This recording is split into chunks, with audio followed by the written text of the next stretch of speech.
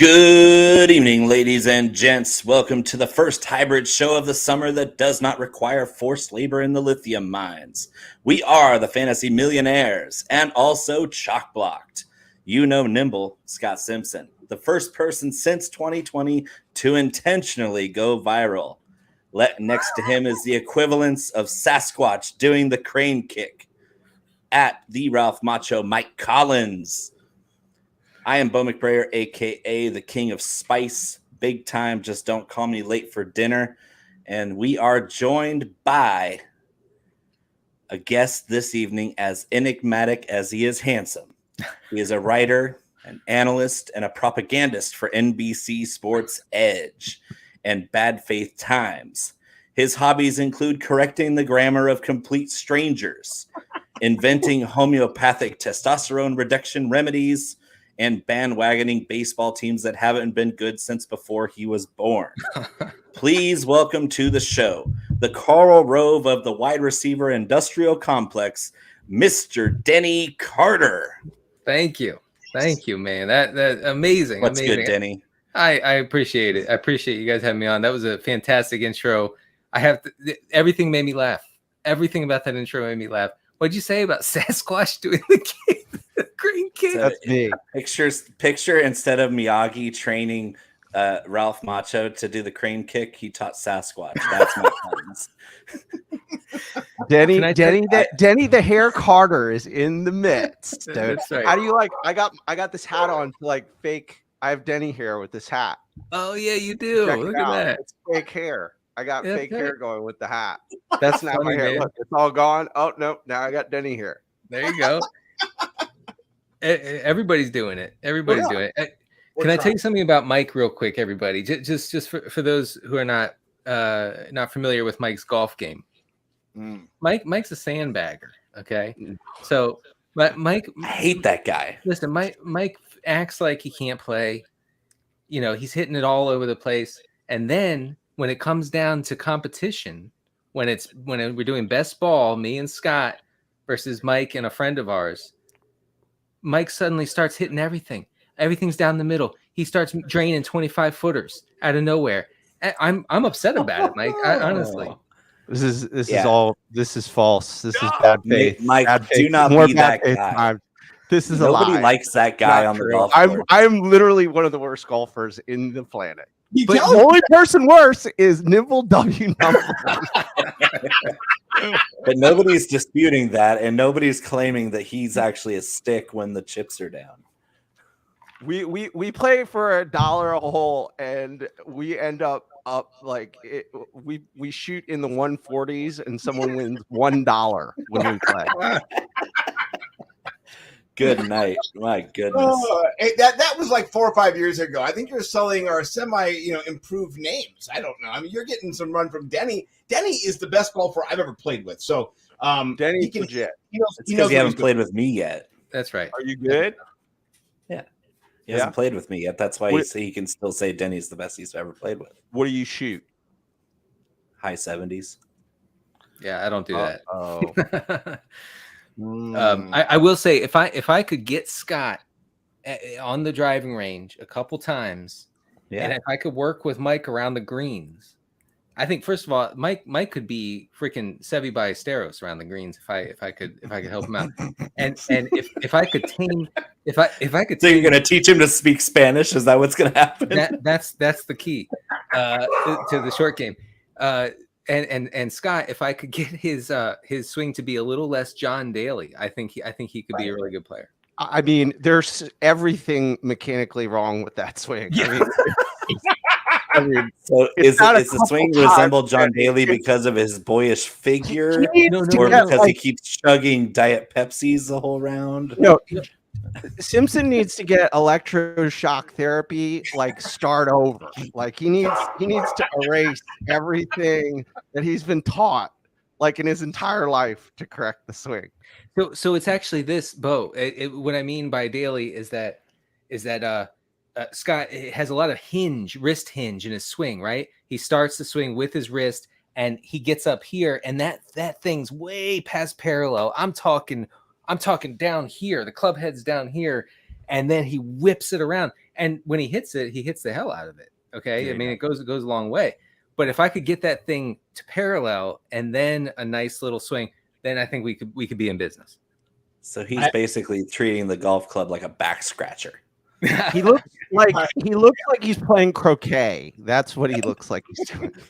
You guys are too kind. I played baseball my whole life as a younger person, and so my mechanics are very much like you're swinging for the fences. Right.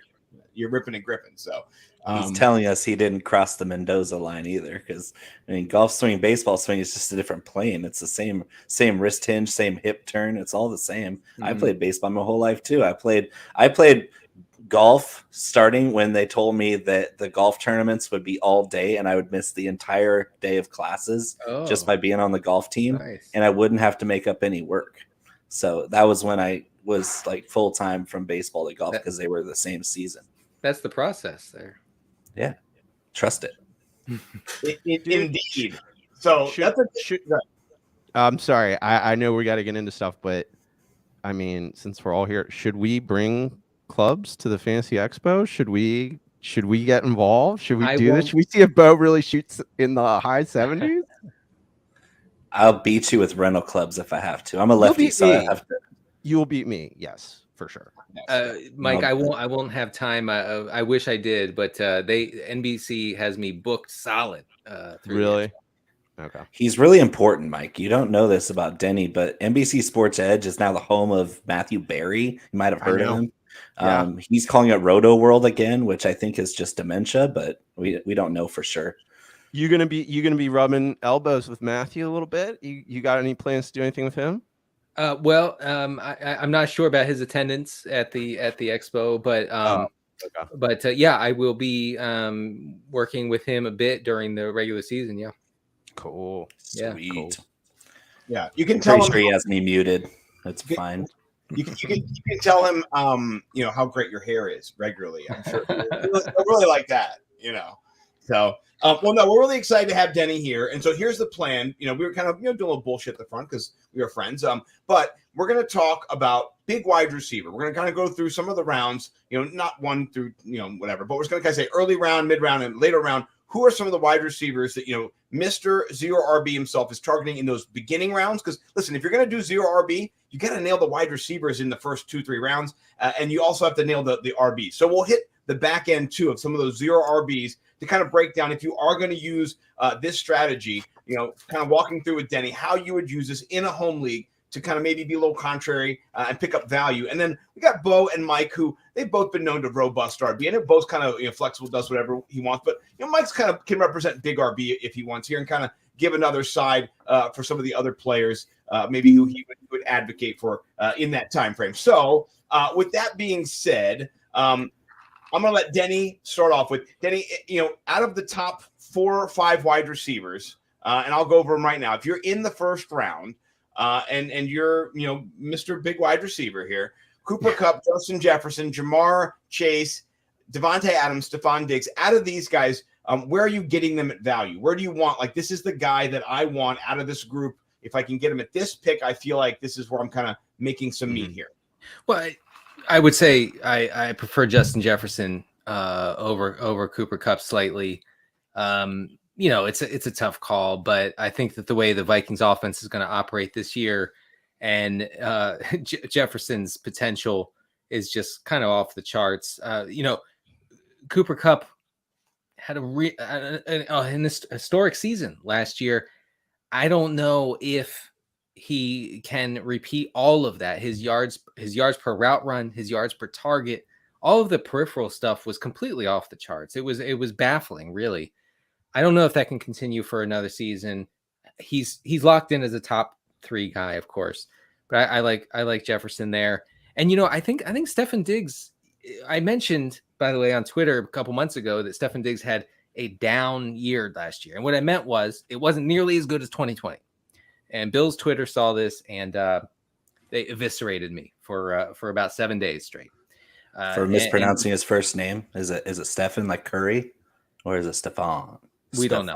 Stefan. My interns have been looking into it for 24 straight hours, but Why don't you just call him? He's from Maryland. He is. Denny. He won't return. He won't return. I think it's just a bit. He's just saying Stefan, so Diggs will call the show. He's gonna be like, "Hey, man, what's up?" Yeah. But I think that Gabe Davis, the most controversial player in the history of fantasy football, I think that his presence on the other side of the formation will be good for Stefan Diggs. Actually, we had Joe Buscaglia, the beat writer for the Bills, on NBCSportsEdge, a good football show, the other day, and he said as much. He said last year they really didn't have a complement to Diggs, right? They had 39-year-old Emmanuel Sanders or whatever on the other side, and Sanders was fine for the first 3-4 weeks of the season. After that, it was over. He couldn't keep up, and defenses were not scared at all about anybody else catching passes in that Buffalo offense. So Diggs was the focal point. They're not going to be able to do that. Hopefully, defenses won't be able to do that. Hopefully this year, that means Diggs maybe gets some more favorable coverage. He can get back to those 2020 numbers. So those are two guys that pop out, Jefferson and Diggs, out of that group. I like it. Bo, you seem itching to go there too. Who out of those friends, where are you hoping to land? Your guys. Well, I'm sorry. Go ahead, Bo. No, it's okay, Denny. I was going to agree with you, so you can ease off of it a bit. I agree. Jefferson is the guy to have. Astronomical upside. O'Connell running that offense instead of, God, I don't even know who was running the offense last year because it was out of the Stone Age. It was like Denver. It was like Denver. They went from the Stone Age to the New Age instantly with their new offense. Instagram model girlfriend. That explains a lot of things. She liked the Vikings offense is going to be really tough to stop with the weaponry they have. Adam Thielen's still not dead. Everybody wants to bury the guy. He's still a really good football player. And it's Justin Jefferson, guys. KJ Osborne's going to be the slot, or Thielen will probably be the slot more often than anything. Osborne at the Z. Justin Jefferson's going to just light it up. And whether Kirk Cousins is good or average or somewhere in between, that offense is going to squeeze the most juice out of the lemon for Justin Jefferson down the field, especially. There's not going to be many answers against him. I'll say that if you're talking about regression candidates, Jamar Chase for me is another one where he's going to be good for a long, long time. He's only 22 still, but talk about all the big plays that he made just because defenses didn't know how to handle him. He saw a lot of ISO man-to-man coverage against the Bengals, which makes no sense at all because they have three very talented wide receivers. Why would you be throwing the house at Joe Burrow when he's one of the best quarterbacks against pressure in the league? And you have guys on islands against a guy who runs a 4-3 and plays like Jamar Chase does. I think a lot of this Jamar Chase upside is going to be swallowed up by just a different scheme against this offense. So I do see some regression, especially in the touchdown department and the big play department for Jamar Chase. He's still going to be great. He's probably still going to be top 10, top 5 even, but I'm not drafting him alongside Justin Jefferson or Cooper Kupp this year. I just can't. I don't see that same repeat performance because of how magical last year was. Same with Kupp, but I see Kupp as a more solid option because again, T. Higgins right there down the stretch was equal, if not better, than Jamar Chase in certain games. That's your boy, Collins. What do you think about that? Are you on Bo's Jamar Chase fade, or are you fading somebody else? How are you looking at this? Well, I want to go back to Cooper Kupp because I guess the argument with everybody in the first round is Justin Jefferson or Cooper Kupp. So Cooper Kupp, what's going on with Matthew Stafford's elbow? Is this a concern? Because I'm do I need to adjust the ranks? Because if he has a bad elbow going into the season, what do you do with Cooper Kupp? I mean, it's a totally different landscape. We have a couple blurbs on that on NBCSportsEdge about Rams beat writers saying it is a concern. It is something that the Rams are monitoring very closely.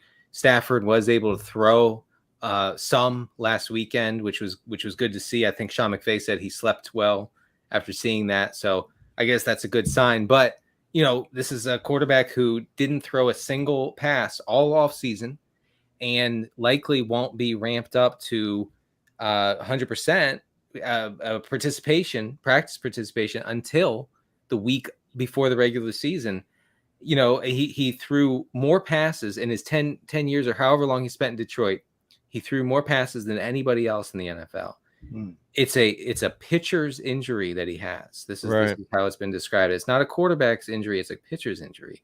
Yeah. So yes, I think Mike has, you have a great point when you say this could be an issue, and you're starting to see on best ball drafts, Kupp slip a little bit, because I think that there is that overriding concern, because honestly, look, the Rams offense is a bottom 5 unit without Stafford.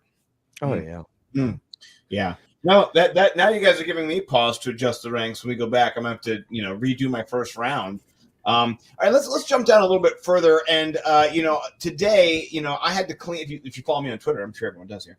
I had to clean my house, and this is the day that I have taken over from the cleaning friends who used to clean the house, and we paid for that because London, was sick, and we just needed to be able to have it clean, and it's overwhelming for our family. Now we're doing better, right? And so I told my wife, I'll do it this summer. I'll figure it out, and I have.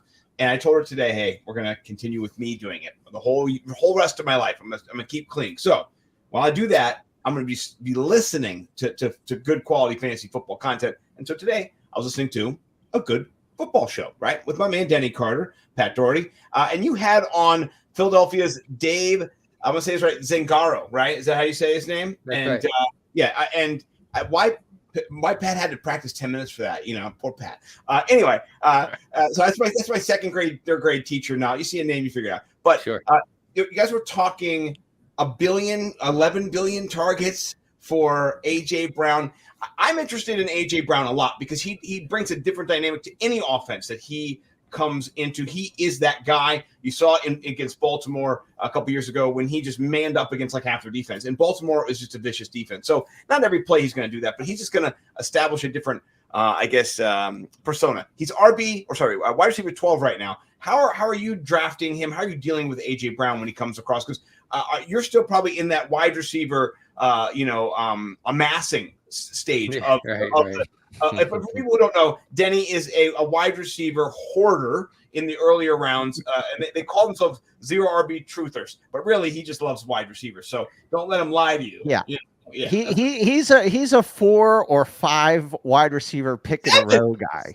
Starting off drafts, he goes 4 to 5. There's nothing wrong with that, though. It was sexy. I see Denny get all the flack in the world for doing that strategy when I just did the same strategy, but it was a hero RB. I did take a first-round running back, which Denny has not been opposed to in the past. No. I also took an early tight end because that's if we're talking about a cornerstone of Denny's strategy that I wholeheartedly agree with, it's getting one of these elite top 5 tight ends on your team so you don't have to dig through the muck later. Because once you go through and you draft a bunch of running backs or wide receivers, you don't want to have to pick and choose which pile of crap outside of the top 12 tight end you're gonna hope and pray makes this touchdown every 5 weeks. So yeah, I just did that. I took Eckler in the first at 112, and I turned around and took Travis Kelce at the 2-1. And then I waited around, and it was a super flex, but I faded quarterback because there was a whole string of top wide receivers who are the alpha on their team who are going to get 120 plus targets that I'm looking at the rest of the running backs in that range. And I'm like, no, I want a guy who's going to score a ton of points and have a lot less injury risk. So at times, not every time, at times I will take and do the anti-fragility thing that Denny really champions. But other times I get a little wacky and I do hyper fragility, which it gets me a little ruffled. Everybody likes to get that primal urge to do something naughty. That's how I feel when I draft robust RB, but I still get an early tight end either way.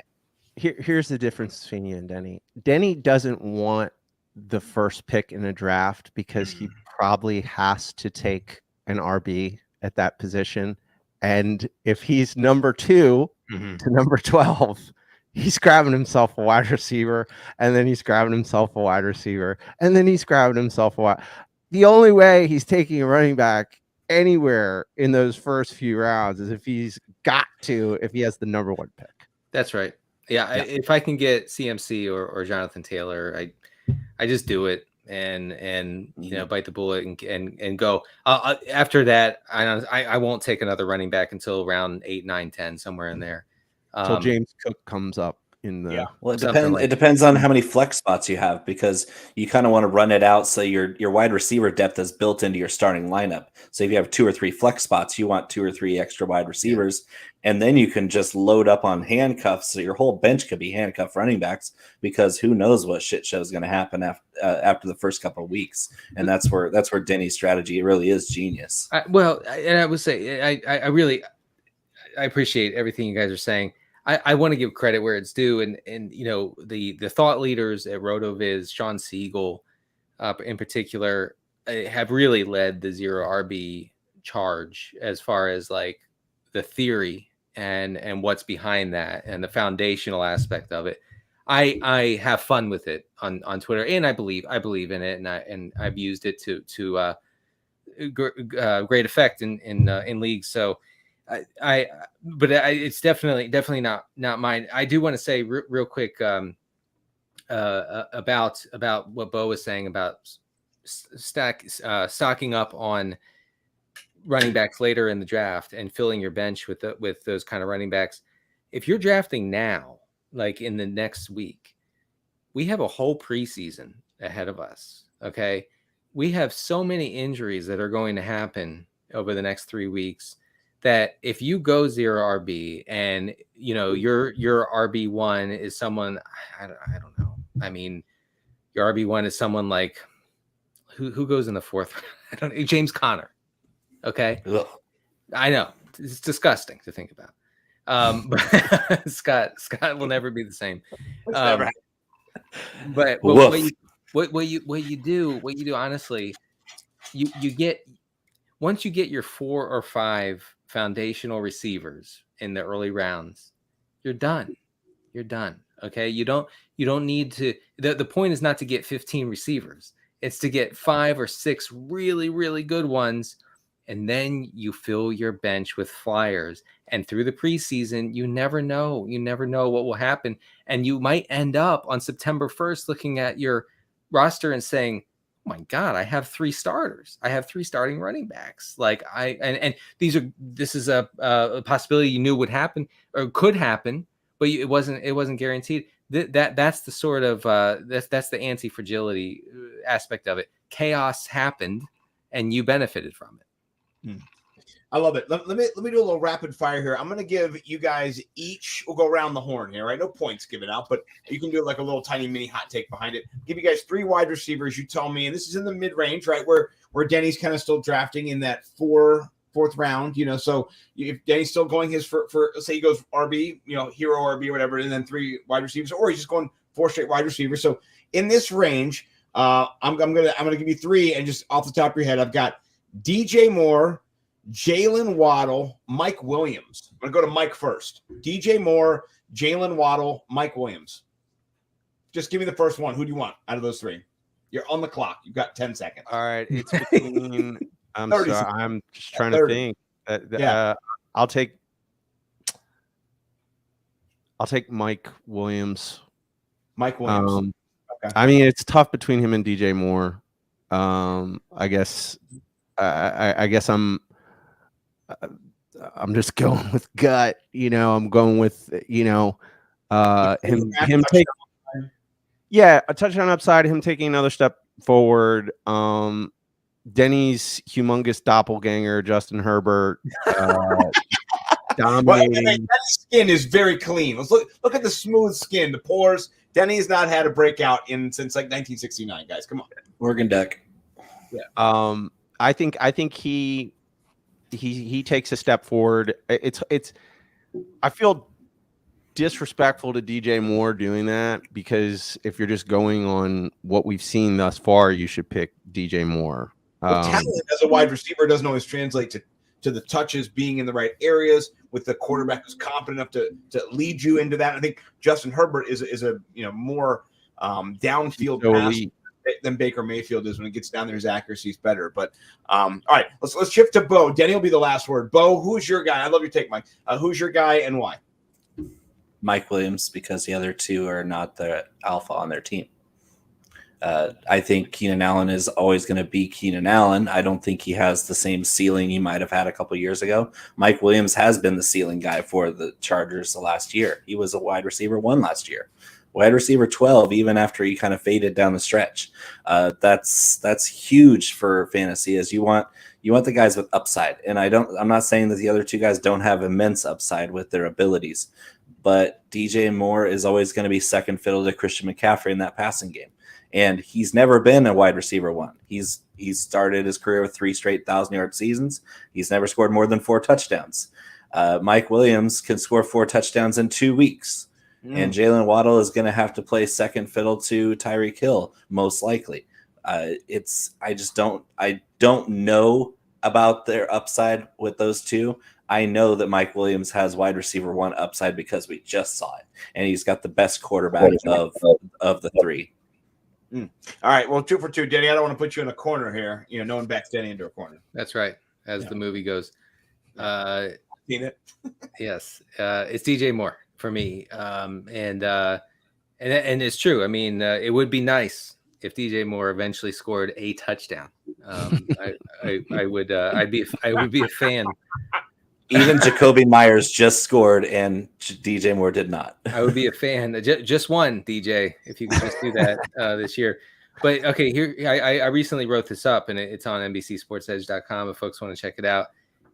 Since the start of the 2020 season, there are only 6 wide receivers who have more expected fantasy points than Moore, and this is with some of the most heinous quarterbacking you've ever seen in your life. I mean, Sam Darnold was bad last year. Okay, we know this, but Cam Newton was horrific. I'm talking about completion rate over expected, and his arm's gone, his arm's done, and we've known this for I don't know 4 to 6 years, somewhere in there.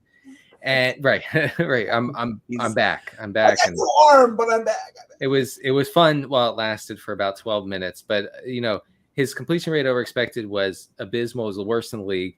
And DJ Moore still managed to produce through that. So if Baker the thought is if Baker Mayfield can get back to something along the lines of his 2020 form, which is pretty good,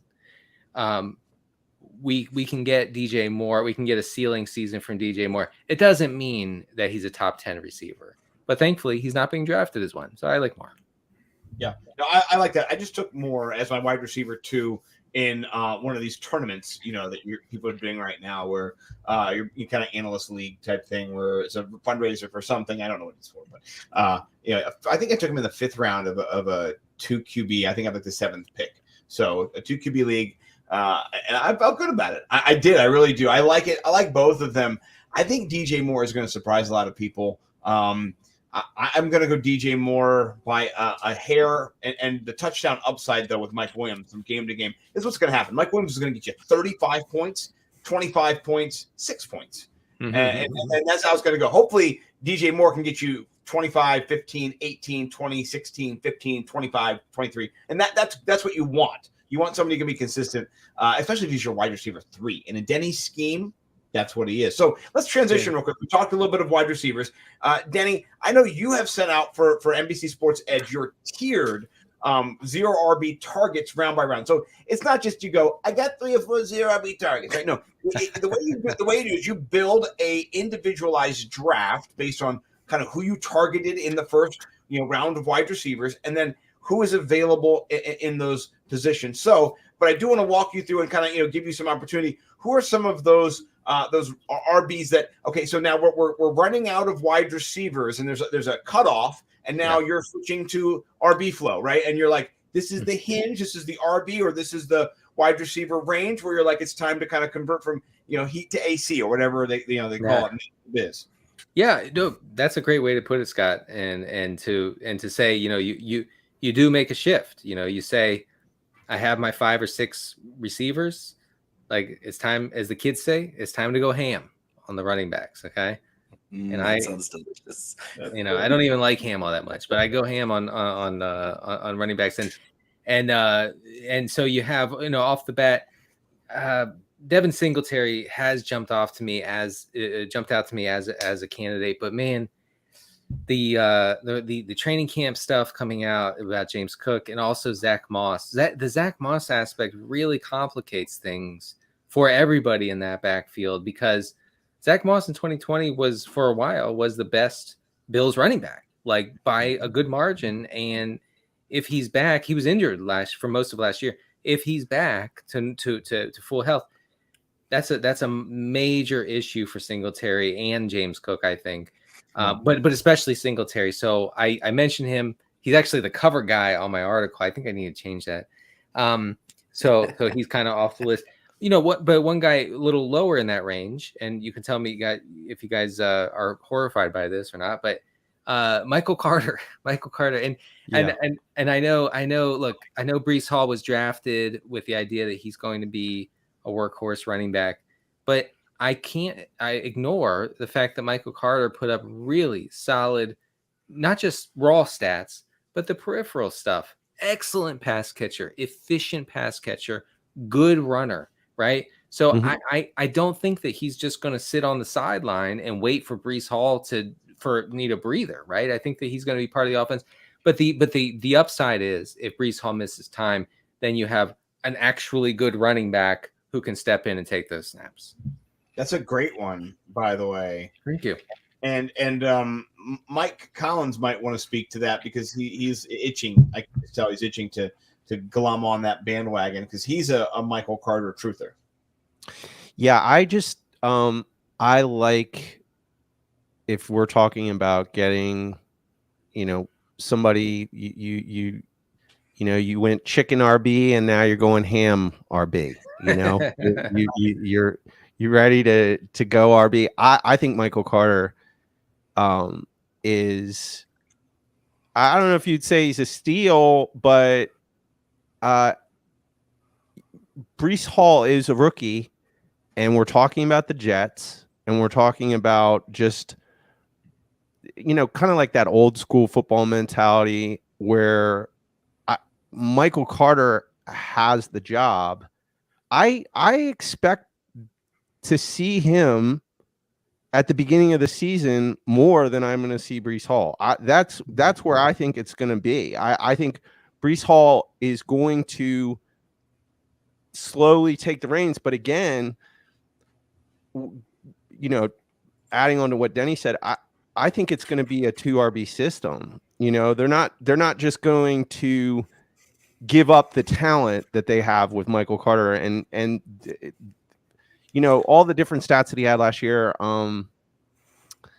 He did everything well. And so for me, I look at Breece Hall as one of these guys that's so exciting. And I think he does have Jonathan Taylor capabilities, but I think being on the Jets, his first year is going to be a little bit more muted than what you saw with Jonathan Taylor. I completely disagree.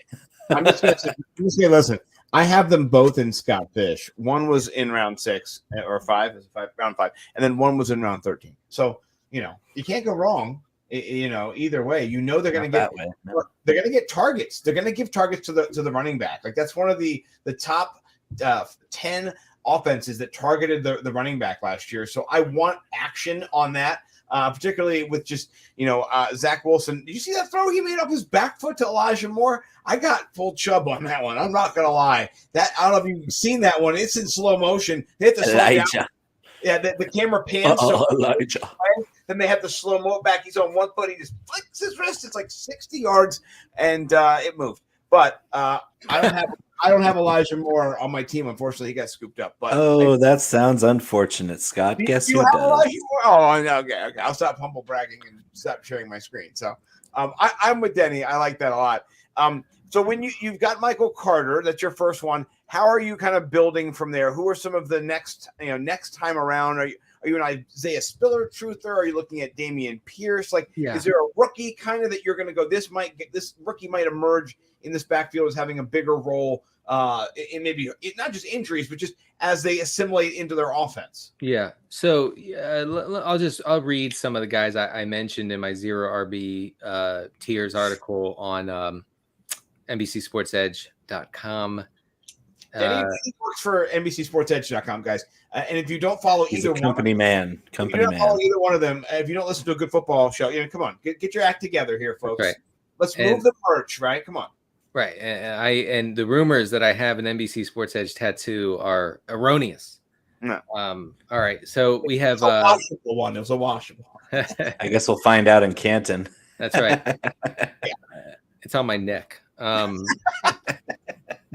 have Nyheim Hines in the 12th round. We have Marlon Mack around the same point.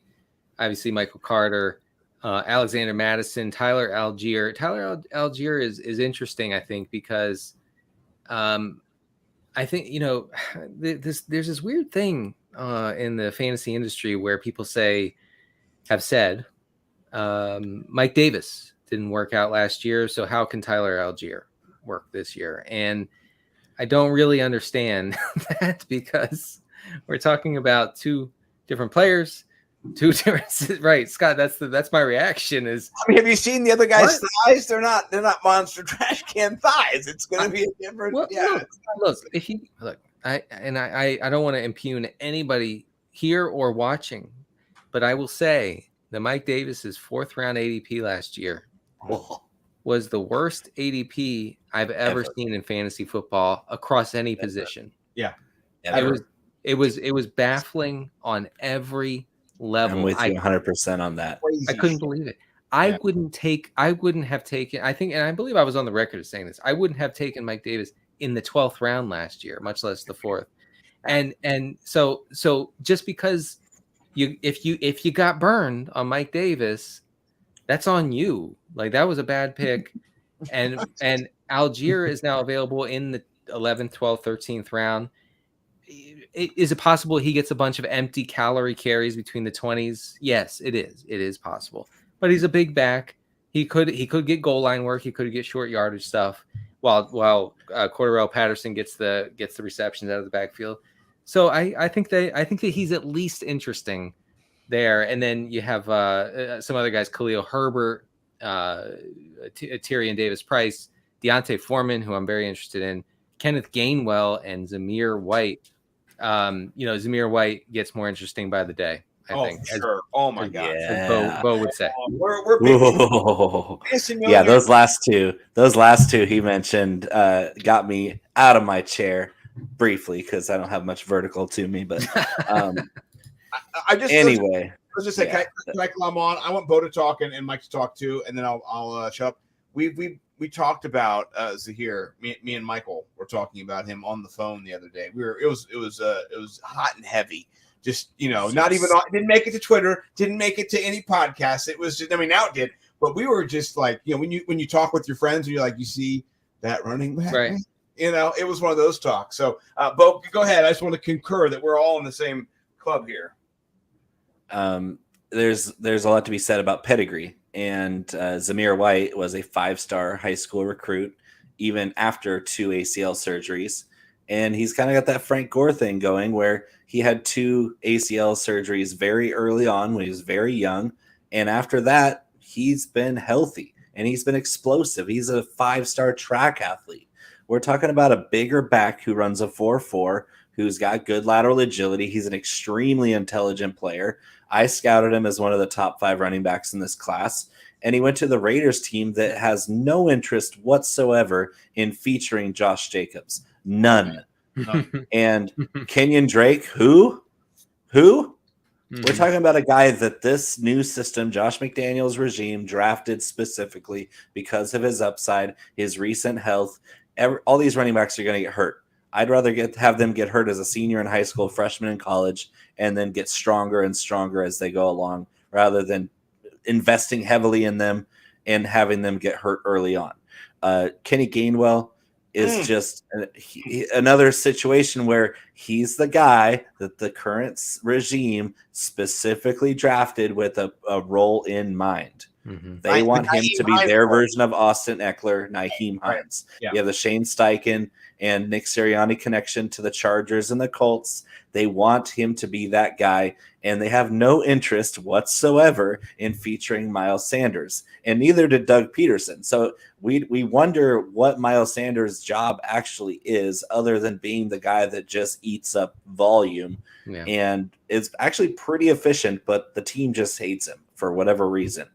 And so Kenny Gainwell, huge target for me. I'm reaching on him by a round or two because I want him on my team. His upside is insane, even as a standalone PPR back at that ADP. And as a handcuff, I think that we could see him really put on some huge spike weeks this season if Sanders or Boston Scott goes down. Yeah. I'm going to concur and pass the mic to Mike. Mike. So going back to the zero RB strategy, I'm not a tout of zero RB. I'm a hero. I fall on the hero RB side of things generally. I could go zero RB. I could go robust RB. Yeah, right. Generally, I'm probably, if I could get what I want to go hero RB. That being said, if I'm going chicken to ham, Zamir White is my guy. Zamir White's my guy. Love it. Everything you said, Bose. Here's the thing: a 5-star recruit like this guy was going to be Herschel Walker in high school. The country was tuned in on this guy, and he, like Bose said, 2 ACLs. Here's what I know: this is the ACL thing. It's not like it was in the 80s and the 90s. Right. They just go in there. They have a whole new way of doing it. They just go in there. They poke your little thing through. Bloop, bloop, bloop. Go. You're good to go. Kids get ACL tears all the time. Everybody in the NFL has had it. An ACL. They're all doing it. Everybody's it's like doing Tommy it. John. They're like, oh, we might as well just get it out of the way now. I do think I don't necessarily agree with Bo that this is Zamir White's team. I think Josh Jacobs is going to get his run, and I think it's going to be a timeshare. I think Zamir White is just a better version of Josh Jacobs, and I heard somebody else say that, and I like that. Josh Jacobs is good, but Zamir White, I think, as the season progresses, as you see some more electric plays, they're going to get him on the football field. And so to get him late with this chicken to ham strategy, I think he's somebody I'm going to be targeting. That's funny. I like the chicken to ham thing. I like it. And listen, if you don't know, Mike Collins is the funniest person that I know, that I hang out with on a regular and talk to. So he always gets me with those things. Let me just advocate for Rachaad White coming into an offense real quick. Last year, that was one of the top 5 in targets running backs, right? And I don't think Leonard Fournette is going to get 84 targets this year. I just don't think that's going to be the role for him. I think they want to keep him around for the playoffs, like for the whole thing, right? And so I can definitely see Rachaad White coming in right now. If you're looking at him over on 444 ADP, which I like because it gives you the whole spectrum, right? So ESPN 239, if you're doing Yahoo 168. So some places not great, but the real people who know in the FFPC, huge difference there. He's going 117, right? So there's some people who know. I want to get Denny's react because I heard him talk to the beat reporter. I listened to the show, Denny. I'm sorry, I'm a fan, honestly. Thank you. I mean, this is the truth. I started before I did any content as a fan of people like Denny and JJ. That's how I got into this. It was them and Matt Harmon, the 3 of them. Those are like the 3 people. I think Jake Seeley had a podcast too that I heard. There were certain people that I kind of started from the beginning listening to. So I always do listen to your podcast when I do my chores, like I said. So what do you think about Rachaad White? Because you chimed in, but I never kind of got your full thought on him and where you think it could happen. Would it happen in the beginning of the year, middle of the year? Would he break out at all or no? He's really interesting for a 0 RB roster, and I do try to get him as much as I can. I'm not willing to pay the tax on him, and I'm sure Bo, as a California resident, can understand that. $9 a gallon. Bo, would you like to comment? I just got a chill roll down my back. I mean, I pay taxes on other taxes. All right. It's oppressive. And anyway, yeah, but I will say that I think that there's a good possibility that it's just Lombardi Lenny's backfield, and that's that. And Rachaad White can step in when Fournette hurts his hamstring at some point or something. I don't know, but other than that, I think there's a possibility that Rachaad White is completely useless for fantasy outside of a Fournette injury.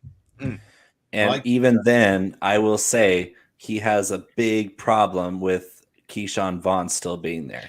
And until they cut Keyshawn Vaughn, which I don't think they're going to do, I don't think Rachaad White has as clear path to that workload, even in a Fournette injury situation, as you think, because it was Keyshawn Vaughn looking pretty impressive in relief last year when they were blowing teams out or when they were just giving Lenny a break. It's Keyshawn Vaughn's explosive. He's a good receiver. He's got lots of speed. Rachaad White is a bigger back, but he doesn't run between the tackles. He doesn't break tackles. He's just extremely good in the open field. So I don't know that Rachaad White has any relevance this year as a handcuff or otherwise. I'd love to see it, but I just don't. I worry because Keyshawn Vaughn still has a role there. Importantly, Keyshawn Vaughn no longer has a head coach who hates him. It's important. Very important. Yeah, I mean, Bruce Arians, that guy hated him. Hated Keyshawn Vaughn more than with a passion. I mean, wow! It was amazing. The only coach I've seen hate a player more is Mike Zimmer. Hated Kellen Mond more. Yep. But Kellen Mond's terrible, so that makes sense. I hate Kellen Mond too. I mean, Zimmer wouldn't even acknowledge Kellen Mond as a human.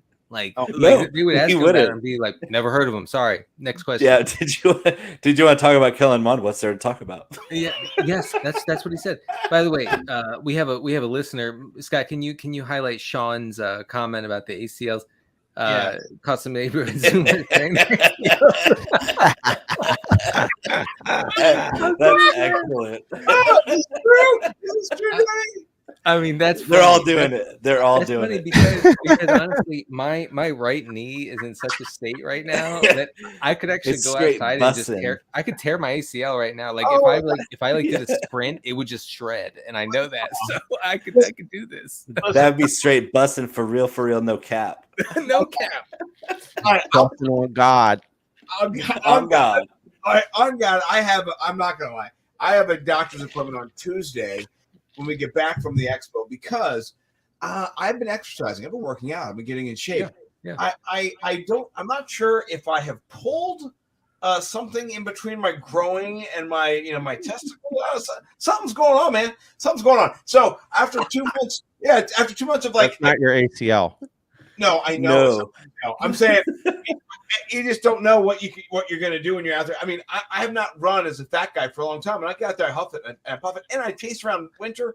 And there's a lot of lateral movement that I've been doing, so I don't know what's going on. So just take care of your health, folks. If you're as a fellow wide body, you might have herniated yourself not by lifting a piano, but by lifting yourself. Oh, I know. Listen, I've also hurt my shoulder because listen, I've got a really cool chair now. I'm not gonna lie. I'll spin around. Hold on. Yeah, this is a Costco special here. Like $100, $89, whatever it is. I love it. But carrying it in to the car from Costco and then lifting it, put it in my trunk at some point, or carrying it in to my house and bring it to the basement, I hurt my shoulder to the point where it hurts to go backwards to take my phone out of my pocket and shit like that. I can pop. Yeah, it's not good. Old man is just like hit me, and it's not, So I have right now a hurt shoulder and a hurt back. Look at us, Denny. Since we played golf, we've all gone to shit. You know, I'm fine. I'm playing flag football on Saturday. I know we're watching. All I'm right.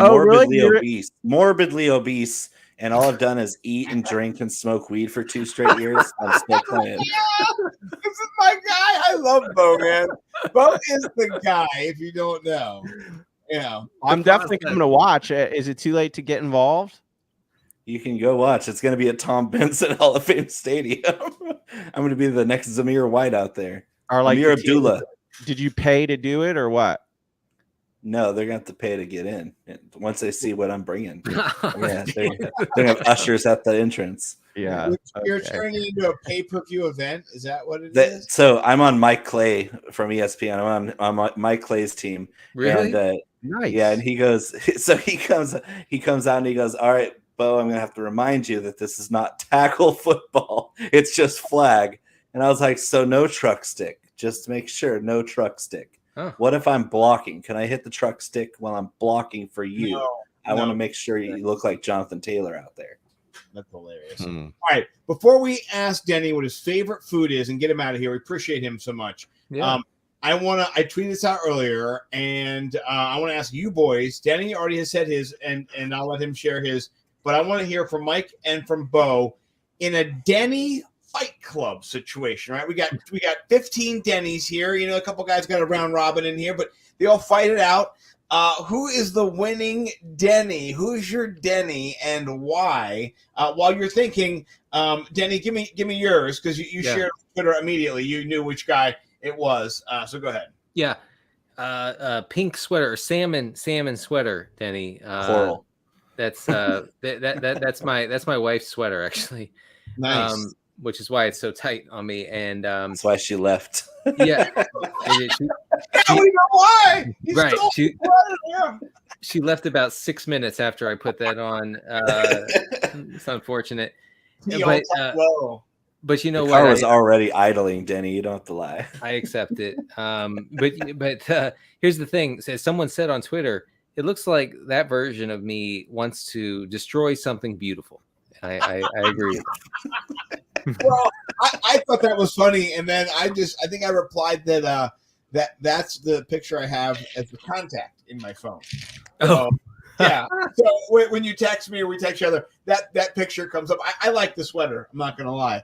All right. So Mike, I'll let you jump in here first. Who Denny wins and why? Which Denny beats up all the other Denny's? Well, he's not going to be in this picture. In these pictures, which Denny wins the fight? Yeah, at the end. Which I'm going to go with young, dumb, and full of cum Denny. He's second row from the bottom all the way to the right. This guy, that guy, yeah. I thought that was Denny, Jason Priestley. Yeah, I think that Denny is going to probably scratch your eyes out. I think he's just filled with tea. This is not the same Denny. This guy's got a lot more tea. The tea is higher there, and I think he hates all these low tea other Denny's, and he wants to destroy them. And he's probably gonna scratch their eyes out. Right.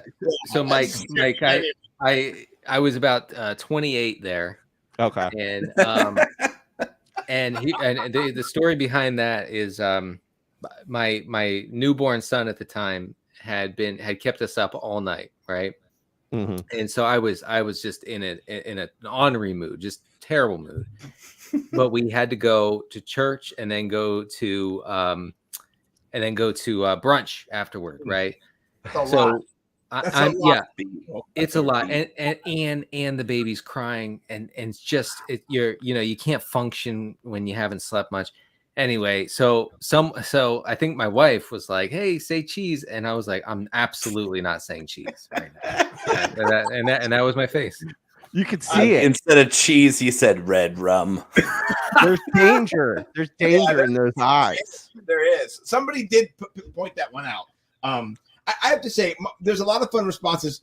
I'm not going to read them all. I think Kelly had the best one. She said, I was going to go with the one with the crazy eyes, but half of them have crazy eyes. I know. I love that. All right, Bo, who are you going with here, bro? So I thought you were trying to recreate Hollywood squares. So I immediately gravitated to the Bruce Valanche version in the very middle there. He has some teenage angst with the bangs over the eyebrows. Yeah. And so I was thinking of him having razor blades in his pocket and a pack of cigarettes rolled up in his sleeve. And you just can't trust that guy. You cannot trust that guy. And you know that he's the one with the arsenal in the little like the the prepper bunker in the backyard. He's got a full setup in that bunker. So I'm thinking that trench coat Denny in the middle there is going to be the winner. Yeah. I think that version of me, if I walked into a movie theater, everybody would walk away. Would probably leave. Yeah. No, I like all those. I did not weigh in on my favorite online because I want to do it on the show. And my wife said this to me. She said, "Why are you sweating him by tweeting that out today?" I said, "No, it's content." I said, It's funny. It's so funny. I said, "We'll all talk about it." I said, "And look what everyone else is saying." I started to read her all of them. She started laughing out loud. I said, "See, this is what we do."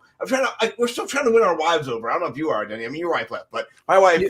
Your wife is not online. She's not online. No, she's got a secret account that she's told no one about, and she'll just because she wants to see the tweets about London and what people say and the encouragement. So she'll go and see those. She'll go, "Do you tweet about London or whatever?" I'll go, yeah. But she doesn't monitor my Twitter. So, but I showed her all the funny stuff. Here's my Denny. It's this guy right here. This is Nancy Pelosi desk Denny right here. This guy is down underneath, the angsty Bo Denny with the flannel on. This is how he started the day after church and stuff. This is how he ended. That's Natty Light Denny. That's Natty Light Denny. That's what I called him. I feel like that's like fuck it. That's like it's something. It's Mickey's malt liquor Denny. Fuck it! It's in his eyes. Like I gotta do some shit. Like it's just as a man, when things are gonna go down, and like the first guy who would get his ass kicked is this Denny right here. Yeah, that Denny's dead before the war starts. He's a poor guy. He's got no chance. So actually, are you talking about the one that you pointed out as the one who would win? Is he the second one in the middle from the bottom? Yeah, the one who's okay. It's like like right here. He's shrugging it. He's just like So that was me in like the heart of COVID. Like I'm talking like June 2020 when everything was a disaster. Yeah, I know. Just thinking about that time. But and I hadn't had a haircut for like 9 months, 10 months, something like that. And and weirdly, none of my shirts fit. I don't know why. I don't know what happened. But I know what happened. Chubby Denny pictures, and I kind of keep on the DL. Yeah, I think my shirt shrunk in the wash during COVID. I don't know. But yeah, that's where that comes from. Oh my gosh. I see a lot of the plaid Denny in Northern California because there's 2 Californias. Everybody knows that. We're all taxed double, but there's 2 Californias. There's Kale and Kombucha, California, and then there's Monster and Hot Cheetos, California. I live in the latter. And there's lots of those Denny's that remind you of the Sean William Scott character in Old School that's running the petting zoo. That's what that one reminded me of. So funny. Oh my gosh. Well, I gotta say this has been tremendous. On our way out, I'm gonna ask Denny what his favorite food is. Because I don't think I've ever asked him, like, if you got your last meal, right? I'm not going to say anything bad's happening to you, but this is like the last choice you could have, like your best favorite meal. What would it be? And if there's any history behind it, or, maybe it's something that you have, whatever, what it's going to be. You mean my death row execution meal? I don't want to get too dark, you know what I mean? Like, after I've just said he was going to take out a bunch of his alter egos in a war and a fight club. So yeah, he's going to have a last supper. On the run, he's on the run. He's got the one more stop to go. He can eat anything he wants. What's it going to be? Yeah. Gosh, that's a great. more like a blaze of glory out on the street somewhere, but you can get whatever you want right there. Like you stumble into the universe, and there's the food you want. Okay. It's going to be made for you. It's going to be perfect. Right. Then you can end, whatever you're going to do. All right, I got it. Give me a legit, not one of these fast food items. Give me a legit gyro. Ooh, yeah. And I'm good.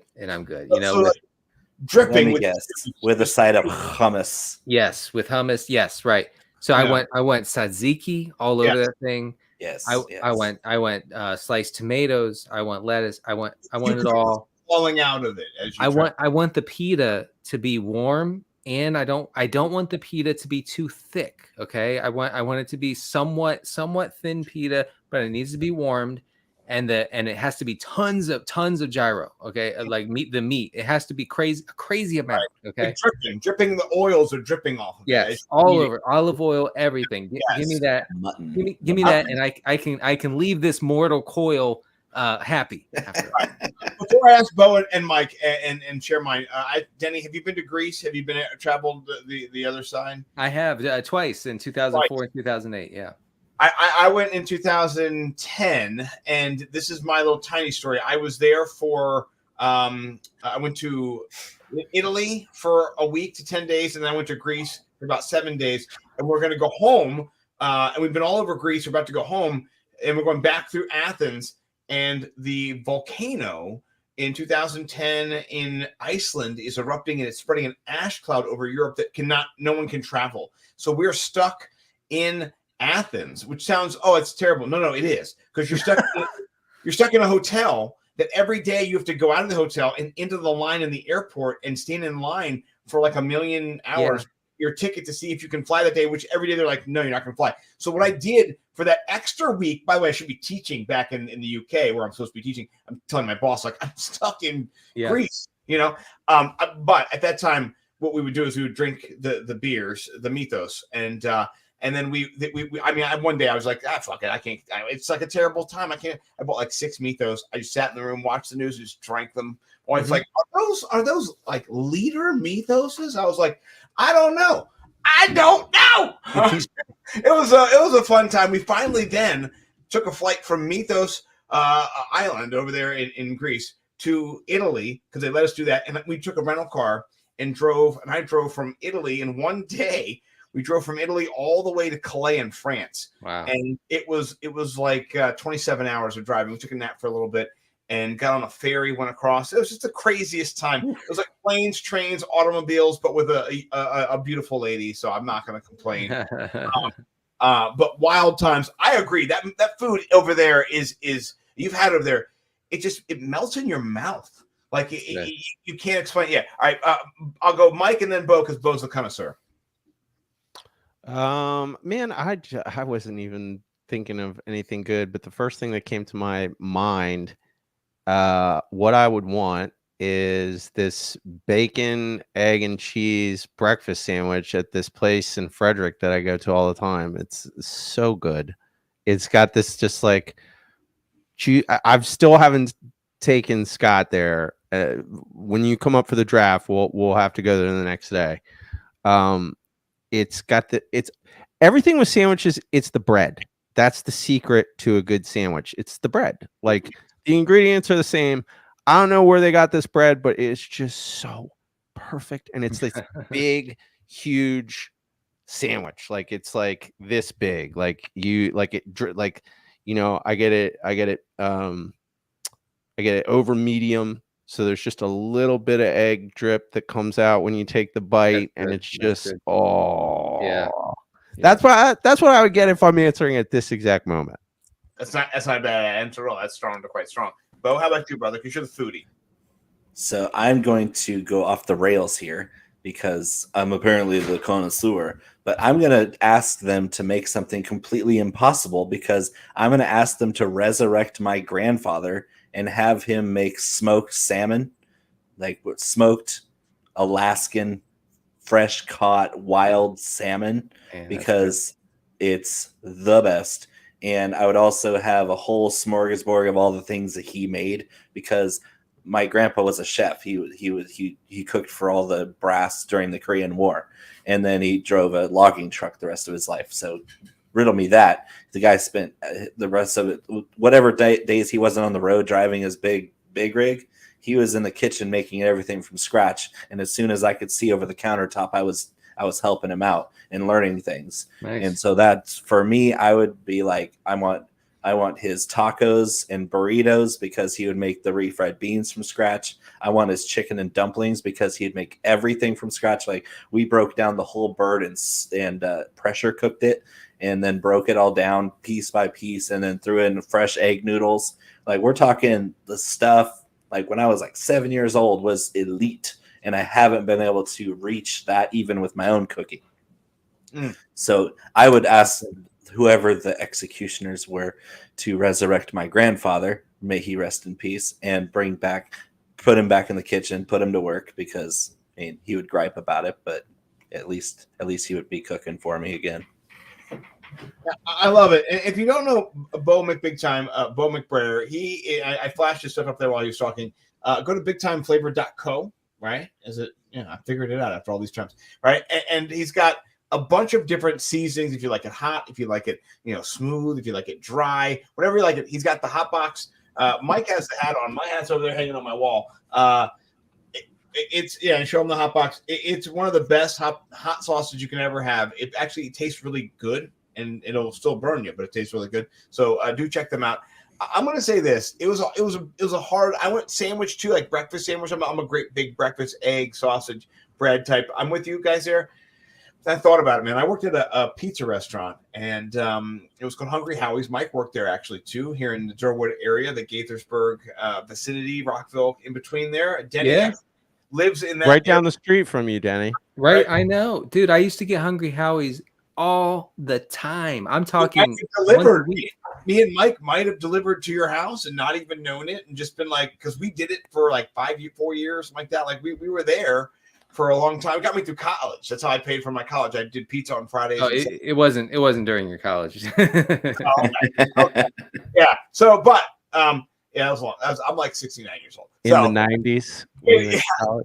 Nice. Yeah. Anyway, but I would say if you could, and Mike knows, if you could let the dough rise all day in the pan, and the way they kept the pans is they stacked them. So if you got one of those bottom trays, it's been rising all day, but then also isolated, so it's not dry. It's all like moist. You put that in there, and then you just put as much cheese and sauce and like meat toppings, and I like onions, peppers. You put the banana peppers, you put jalapeno. You make it like the bee's knees, and then you just cook it at 500 degrees, and it comes out, and you eat it like the second it comes out, right? And it just melts in your mouth. It's burns you. It's the best thing ever. So that would be and I would die right there on the floor in Hungry Howie's. There'd be like you can take the Scott out of Durhood, but you can't take the Durhood out of Scott. That's right. Although he has had my pizza in my kitchen too. So. Yeah, I have. Both pizza. Listen, I fell asleep at Bo's house. Maybe a few edibles were eaten. I don't know. We talked to Field Yates that day. One of the best days of my life. We made the world's best pizza, and then we talked to Field Yates, right? And then we ate the pizza. It was crazy. Then I fell asleep. I woke up like 11:30 in the middle of the night, or whatever, 2 a.m. There's pizza on my chest and a plate. I was like, oh, hell yeah. Started eating it again. I was like, this is exactly how you want it. He wasn't even all the way. He wasn't even fully awake yet. He just wakes up, looks down, grabs the slice, and starts chowing, and then falls back asleep. Just like, and then I woke up later in the morning, 5 a.m. I was like, did I just eat a piece of pizza in the night? I looked over this crust. I was like, I did. Plate was there, no breakage, no spillage. So, thank you, Denny, for your time. We appreciate you. Where can people find you and your work? I mean, besides just NBC Sports Edge, you are the man over at CD Carter 13 on Twitter, right? Is it CD Carter? It is. It's CD Carter 13. Apparently, as I saw just a minute ago, I horrifyingly have posted 217,000 times. Holy shnikes. I'm completely rattled by this fact, and I desperately need to log off, but I never will. So that's where you can find that's 216,000 more times than me. Yeah, no, I mean, it's not great mental health wise. It's not great. I will. I will. No. I will say that. And I'd probably be better off if I had that all the way down to 0. Alas, I don't, and I will never stop posting. So yeah, you can follow me there. Work is on NBCSportsEdge.com. Also, subscribe to A Good Football Show. We have lots of stuff. I'm telling you, the beat writer interviews that we've had over the last 2 weeks have been actionable. Okay, like you can actually take stuff away and from these interviews and say, "Wow, I didn't see that player in that way, and now I do." Yeah, Love that. I don't listen to him on Stitcher. I guess that's the way it went through here. I listen to him on iTunes, or Apple, whatever Apple Podcast is. Well, I will agree. Denny is the best follow on fantasy football Twitter. It really is. And I got to always say, I appreciate him because, and not just coming on as a fantasy analyst, but as somebody who before he even was my friend, he loved my daughter London, cared for her, and so did Bo. And Mike, my best friend Mike, has done that for a long time. So I just appreciate you guys in general for the last couple of years in being an encouragement to me. You guys are some of the best people out there, and I appreciate you all. And go follow him. Bo, where can people find you, and what are you doing? Because you write for Fantasy Pros, you write for me, you write for everybody. I mean, you're the man. The ultimate freelancer. That's I'm going to coin myself until I get a full-time gig. Highlander, the Highlander. I saw Highlander and it was shit. Highlander. But yeah, I write for Fantasy Pros, Team Rise or Fall for my PGA DFS picks. Check that article out. I'm writing anywhere between 15 and 25 articles a month for Fantasy Pros. I have a really big one coming up starting the week before the season starts. It's going to be my second annual Crystal Ball Pecan Takes, where I'm going to forecast top fantasy performances for all 32 teams, the playoff brackets, the superlative awards for the players. I'm going to predict it all. Last year, I got a whole bunch of them right, and a whole bunch of them went horribly wrong because I made the mistake of writing it before training camp even started it. Oh. That now this year, I'm writing it after training camp is in full swing. It's going to be about 10 to 20,000 words. It's going to be epic, but it's also going to be a lot sharper than it was last year. And that's saying a lot because I am never averse to spice. I want to call the shots. I want them to be bold because when they pay off, it's so much sweeter when it pays off that you called for something so crazy like the one I just posted yesterday where I predicted that the Bills would finish third in scoring in the AFC East behind the Jets and the Dolphins. And yeah, I'm going to take a lot of flack, but if it actually happens, watch me dance on everybody else's grave. So Bo_McBigTime on Twitter, bigtimeflavor.co. My link tree is on my bio on Twitter, so you can check out everything I do with that. And I won't be dancing on anybody's grave because I'm a white guy with no moves, absolutely no moves. Mike knows this. Mike Collins, where can people find you, sir? So I thought I was might as well do it now. A big reveal for the show. I am Boomer Carter. You are. Yeah, I am. I'm Boomer Carter. That's funny. So follow Boomer Nice. Carter on Twitter. Nice. That's where you can find my work. Oh my! I've been Boomer Carter for 10 years now. Oh my! Now we really have to. I am not Boomer Carter. I am the Ralph Macho. You can catch me on Twitter. I tweet about twice a month, and they're hot fire. The algorithm never picks it up, so you'll probably never seen it. So get alert yourself because twice a month I drop bangers. Real, like this is a great one. Look, that's just wisdom from how many imaginary fights have you had so far today? How many of you won so far today? I never lost. Never been owned online or Never. in my mind, right? So That's right. pretty much the same thing. Check the bio. I'd already had about 4 or 5 when I tweeted that. So Oh, you guys are the best. I love you guys all. You can check me over at Nimble W Numbers, and then I've written for Sports Gambling Podcast 2 articles. One is about rookie wide receivers. I break down. Listen, I love to joke around and have fun, but really, I'm nimble with numbers, and what I love to do is put the context. Right here, are the top performers. The first round picks. Here's where draft capital comes in. Right, I got data to back it up. I give you the breakouts from round to round, so you can look at your draft and go, who am I actually going to draft? this year from the rookies. I do it with running backs as well. So check those out. And then soon to come, I got to figure out when to do it, right? Maybe Mike can drive and I can like write on my computer most of the time over the Fantasy Expo. But I got to get the wide receiver 2 theory, and it's coming out. We talked about some of the guys today, like Mike Williams. He's definitely the wide receiver 2 theory, but that's a little bit of a tease. So check my work out there. And then if you're going to the Fantasy Expo, all 4 of us are. Come see us. Like, I'll be wearing this jersey the whole time, so you guys can check us out. You know, I know Denny has a tight schedule. He's on the clock, you know, but the rest of us, you know, I'll be available. Bring him hummus. Listen, he likes hummus. Yes. I bring him hummus, and I got something to show you guys too. This is cool. I showed my other guys this. I've also got this little thing right here, right? It's like a little flip chart you have. Yeah. Where they go. Tight.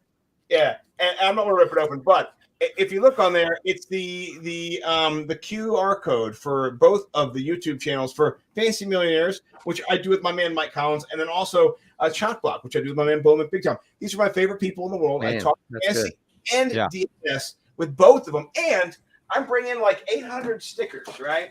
This is just a little bit. I'm giving out free football stickers of every team. Right? Old stickers too for all the old heads. They're called Zoomers, right? Because I know there's a bunch of Zoomers there, right? So I'm targeting some audiences here, but YouTube, I want people to follow us. We're blowed up over at the expo. It's in like 2 days, so please check us all out there. Our work will be there. Denny, thank you. Bo, thank you. Mike, thank you. You guys are the best. Mike, I'll let you close it because you love to close it out, and then we'll let all these people go home. Okay. Well, in the closing ceremony, let's all just acknowledge.